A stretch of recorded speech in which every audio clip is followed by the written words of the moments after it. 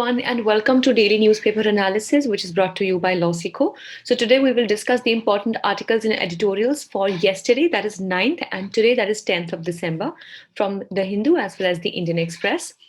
So the two articles that are there from yesterday's newspaper are first one is from the Hindu, that is the continued rise in price of LPG and the fight against air pollution. So this basically shows us the contrast as to how the increasing price of the LPG cylinders in the country will definitely lead to the increase in the air pollution as well, and that why and how come the people will be switching back to fuel wood as their resource of energy. So this article is a very good read. We'll discuss today as well. The second one from yesterday's newspaper is from the Indian Express, which is titled as The Constitutionality of AFSPA. Now, of course, after the turmoil that has taken place in the state of Nagaland, so it has actually come up and was also put down the Hornbill Festival in the protest to repeal the Armed Forces Special Powers Act. So, what basically it is, and this article discusses about the constitutionality of the current status of AFSPA. And the third article is from today's The Indian Express newspaper, which is titled as The Rich Poor Gap in India. So, this basically talks about the very recent report that we have regarding the inequality index. So where or how much or where has India fared in this particular index, and how much does the gap between the rich and poor prevail in the country will be discussed over here. So this newspaper analysis is presented by me. My name is Sheva Khan. I'm a law graduate, and I have completed my law degree from Uttaranchal University with a gold medal in my batch. I also have been a national debater and a public speaker, and here at Losico, I'm working as a manager for current affairs vertical. Let's see what is the multiple choice question from our previous discussions. Which of the following is a method of alternate dispute redressal? Your options are mediation, conciliation, negotiation, or all of the above. If you know the answer, you can put it down in the comment section below. This is a descriptive question for the day. What is AFSPA, that is the Armed Forces Special Powers Act 1958? Discuss upon the constitutionality of AFSPA. So once we are done with the discussion for the day, you will definitely be able to answer this question in a very detailed manner. Let's discuss the first article for the day, which talks about the continued rise in the price of LPG and the fight against the air pollution. So, the price of the LPG cylinders, as we know, that they have risen by 50% as compared to the prices of last year. We know this for sure. And due to the absence of subsidies, the poor might return to using solid fuels like firewood and dung cakes. Now, here, two things we need to discuss is firstly, that the rise in the prices of the LPG cylinders is not only a problem to the common people who were conventionally also using the LPG cylinders, but it is a greater problem for the poor who definitely in the very recent times had switched from firewood and dung cakes to using the LPG cylinders only because they could afford it, because there were the presence of subsidies. So they used to get the LPG cylinders at very cheap cost, and that is why they were able to afford it, and thus they made this decision that now they would not be using firewood or dung cakes as a conventional source of energy for cooking food, etc. Rather, they would be using LPG cylinders. But in this situation, when there is a significant rise in the prices of the LPG cylinders, and along with this, there is the absence of significant subsidies as well, there is a greater chance that these poor might return back to using these solid fuels like they were using, like firewood and dung cakes. This article also touches upon one important premonition of danger, that is the increasing level of air pollution. We should note here that the use of solid fuels is the biggest contributor to air pollution and related premature deaths in India. And as a matter of fact, we have to note that there are approximately 6 lakhs deaths every year, according to the Global Burden of Disease Study 2019, just because of the air pollution, to which the use of solid fuels is the biggest contributor. So definitely here we will be pushing back not only the people to make use of firewood and dung cakes again in the wake of the rising prices of the cylinders, but also the level of air pollution, the one that we are trying to curb so badly, it will also increase rather instead of decreasing. So according to the Pradhan Mantri Ujjwala Yojana, it had distributed 80 million subsidized LPG connections, but if at all these subsidies will decrease and the prices will increase, so there definitely would be a big halt in the success of the Ujjwala Yojana as well, and the entire purpose will be defeated in the long run. So let's understand about the Indian LPG revolution that took place. So according to the India Residential Energy Survey, the LPG has replaced biomass as the main source of cooking fuel by 71%, which was definitely a very huge mark in this direction.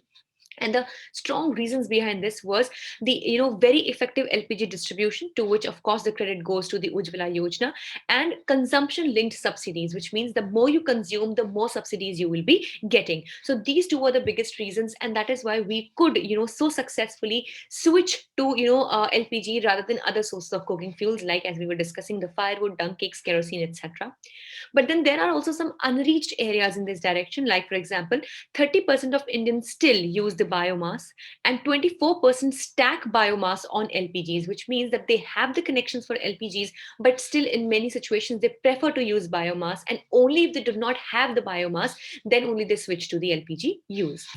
So, if we talk about the urban slums, especially, they are more vulnerable to using the biomass. And for the rural areas in Bengal, Chhattisgarh, Madhya Pradesh, Bihar, and Odisha, they are also more prone to using the biomass as such. So that is why we have to enhance a behavioral change more and more amongst the people, keeping in mind that this change is also affordable to their pockets. So this article also presents some way forward. Firstly, talks about the reinstatement of subsidies, especially for the low income households, because of course subsidies are very, very important for them in case they have to afford the LPG cylinders. Then of course it will definitely lead to being affordable. So the affordable LPG, so the price rise and loss of jobs during the pandemic must be kept in mind. And thus, if at all we really want people to use LPGs, we should make sure that it is affordable to their pockets. Thirdly is the timely availability, because of course the food will wait for none. So if the cooking has to take place every day, so we have to make sure that affordable, timely availability of the LPG cylinders is there. Otherwise, definitely, they won't have real choice, and they will have to switch to some other use of or other kind of fuel wood and or the cooking fuel, and that is why that this would defeat the purpose. And next one is of course the easy access, because surveys have shown that in many rural areas people have to literally travel 5 kilometers for a single LPG cylinder. Now this definitely disincentivizes them or discourages them from using the LPG cylinders. And thus easy accessibility, like in our areas we have nowadays home door to door delivery of the LPG cylinders, which makes it so accessible and easy to use. So similarly, these kinds of services should be provided in the rural areas as well. And lastly, promote the use of biomass for the decentralizing or the decentralized processing units for the manufacture of briquettes and pellets for industrial and commercial establishments. So there definitely biomass can be used, because there we have a lot of methods for purification and for effectively using the biomass. And we should discourage the use of biomass in households, but yeah, yes, it can be used for the industrial establishments as well. With this, let's discuss the second article for the day, which talks about the constitutionality of AFSPA. So, the armed forces, as we know, killed 14 civilians in Nagaland along with the death of a soldier. And such crisis puts into question the need of an enactment such as the Armed Forces Special Powers Act. And that is why the constitutionality at all of the AFSPA is under a question. So let's say that see that what does the AFSPA actually say, which is basically the Armed Forces Special Powers Act 1958. So basically, AFSPA gives the armed forces sweeping powers to search, seize, kill, and conduct operations which mocks the individual rights and dignities. Now, what happens is now these sweeping powers in the hands of the armed forces, in a way, is very much detrimental to the individual rights or the dignities of the available or the the local people that we're talking about over there. So definitely, when we say that power corrupts, and absolute power corrupts absolutely, maybe in the current situation or in many times of crisis, the AFSPA has also given this absolute power, and thus this kind of mockery has been seen on the individual rights and other kinds of fundamental rights of the people. So it aims at countering terrorism, insurgency, and violence, which require substantial legal protection. Yes, they do, but how much?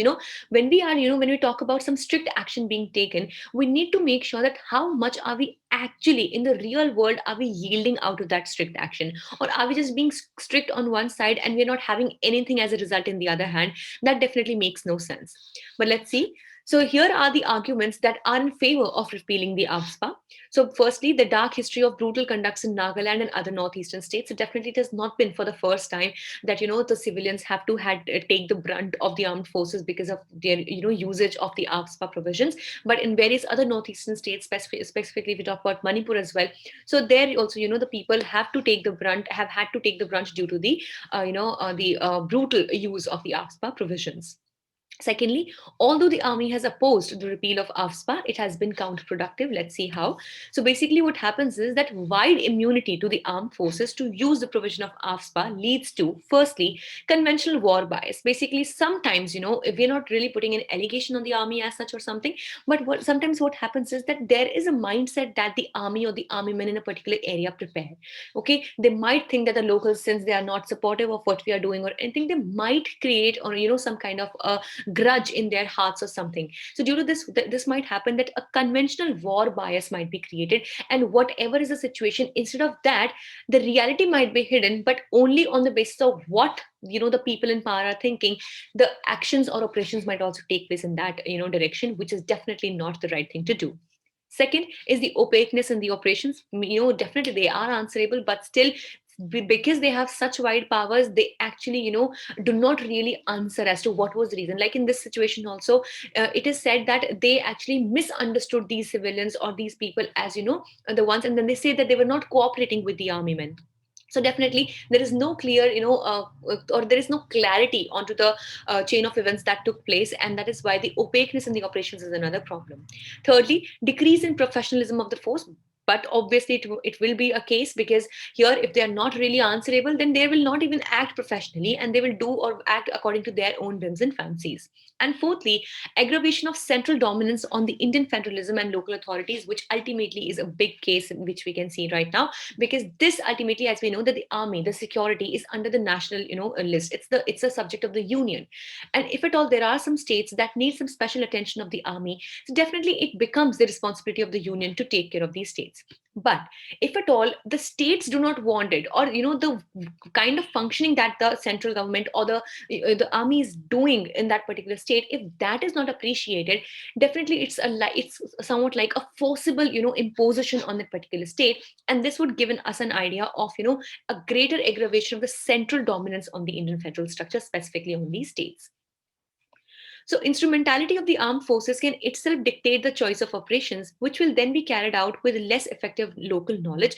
And definitely, whatever, as we were just discussing, whatever they think, the armed forces think, or whatever they have been dictated by the union, they are only, what is happening is that they're mostly, most of the times, they're acting only on these commands and orders, and they're not really concerned about what actually are the local requirements and what is the local knowledge of the area that we need to actually, solve the problem of insurgency.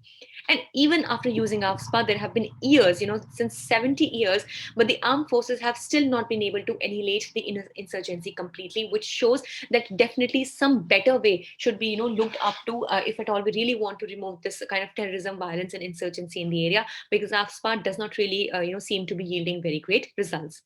So it has to be noted here that the provisions of the AFSPA, they do not provide blanket immunity, and in case of inhuman and cruel actions, they can still be, prosecuted. But yet again, we need to see that how many times are we really doing that, right? So only if we are actually stringent about the provisions and we're actually asking them, or we are making them answerable, only then there could be some transparency could be expected. But in the current situation, definitely this is not the case going on. So let's see that what is the future of AFSPA. Though these northeastern states have been, since time immemorial, they have been asking for a repeal of AFSPA, specifically in the current situation when these, protests have increased a lot. But let's see that what the action is taken in the future regarding the fate of AFSPA. And with this, let's discuss the last article for the day, which talks about the rich poor gap in India. So, recently, the latest World Inequality Report flags India as poor and very unequal country with an affluent elite, which says basically that we are an unequal country and we're not able to divide the resources equally amongst the people. And that is why the poor are becoming poorer and the rich are becoming richer. And that is why the elite class in the country is very, very affluent. And even, if you remember, during the time of pandemic and the lockdown as well, the rich became even richer and the poor became poorer. So this is basically the report that has been, or the scenario that has been highlighted by the World Inequality Report as well. So let's see that what are the key findings specifically for India. The middle class of India is comparatively poor with only 29.5% of the national income. Can you consider this? That the huge segment, the huge sector of middle class in the country holds only 29.5% of the total national income. And the top 10% and 1% who own 65% and 33% of the national income respectively. So can you see that? So the top 1% people, rich people of the country, they have 33% of the national income. It is even, it is approximately 4% more than the total middle class is holding. So basically this is the thing. And the 10% rich class is holding the 65% of the national income. So the average annual income of Indian adult population is rupees 2 lakh 4,200 in 2021. And the bottom 50% earned rupees 53,610 annually, and the top 10% earned 20 times this amount. Can you gather the idea over here, that the bottom 50% earned only 53,000 rupees approximately, and the top 10% earned 20 times more of this amount, which is huge. So the pre-tax national income gap has more or less been the same since 2014, which means that before paying the taxes, if we talk about the national income gap, so it is almost the same. So the payment has not really increased as such. And Niti Aayog's multidimensional poor list, the poverty list, Bihar is at 51.91% poverty. Then Jharkhand we have, and then we have Uttar Pradesh that hold the top ranks in the poor list, basically, right? Then we have the pandemic effect and other inequalities. Basically, as we know, that to worsen the situation, we had what in hand we had as the pandemic due to the COVID-19. So, which has actually worsened the situation specifically for the poor people. So the pandemic has caused a marked rise in poverty indeed. And it has also been observed that the richer countries have poorer governments, which means the maximum wealth is in the hands of the private sector, which, is a big question to worry, because when in India also, for example, if we talk about this, we talk about being a welfare state, in which we mean that the government, the state shall make endeavors to do something for the poor, to do, to distribute the sources of, the resources amongst all the people. And we're also against the concentration of wealth. But in practicality, what we really are seeing, by the top 1% holding 33% of the national income and top 10% holding 65% of the national income, definitely we are not distributing the resources equitably amongst the people, and definitely we can see concentration of wealth in the population. So, the wealth of the richest individuals increased from 6 to 9% per year from 1975, and women's share of total income is still less than 35%, which was almost 30% in 1990. So, we really have not improved, whether it comes to the women or even the poor. Only the men specifically and the richer individuals have become or have actually had a better position in their wealth. So, this article also presents the way forward, and it says that the report states that a wealth inequality is connected to ecological inequalities and inequality in contribution to climate change as well. Now, again, when we talk about the nations as whole, so the nations also, when we talk about the burden of reducing the climate change and everything, which was also discussed in the Conference of Parties 26, that the developed countries, the developing countries, and the underdeveloped countries, when they do not economically, ecologically, and otherwise also, when they're not at one same equal level, so how can the responsibility of curbing or bringing down the climate change be equal on all the nations? Definitely the nations that have had the opportunity to use the natural resources from a before era or from before time, like for example we had countries in the European Union, we had USA, etc. So definitely they have had a greater chance to use their share of natural resources, and they have been a greater contributor of the the global pollution and the climate change as well. So in that situation, these countries definitely should be owed a greater responsibility to reduce the global warming as compared to the developing countries, and the least burden should be there on the underdeveloped countries, because they are yet to realize or yet to use their share of natural resources. So the top 10% of the emitters emit 50% of all the emissions. So can you understand this? So how can the responsibility of reducing the carbon emission be equally on all the countries? So the report also suggests that levying modest progressive tax on the multimillionaires should be, it can be a case. And, these multimillionaires, because they definitely are in a greater position, not only to pay the taxes, but also to earn more from the people and society. So they should have this greater responsibility, and they should be, paying a modest progressive tax as well. So a tax rate of 1.2% on wealth of more than 1 million would earn 2.1% of the global income, which is huge. So maybe, yeah, it might sound that we are not being equal to the people, but here I think that rather than being equal, it's more important to be equitable, which means we should actually be treating the people the way that they need to be treated at the moment. So 5% tax rate on 1 to 10 billion US dollars could gather 0.3% of the global income, which would definitely, be again a huge amount. So yeah, these steps can be considered in this direction, and let's see what turn does it take in the coming times. And we really hope that the government, the people at large also, and the entire economic setup of the country also realizes that the concentration of wealth is not good. Be whatever be the case, it might be good for that one particular individual, but in the long run it's not even good for that country or the government or the people at large.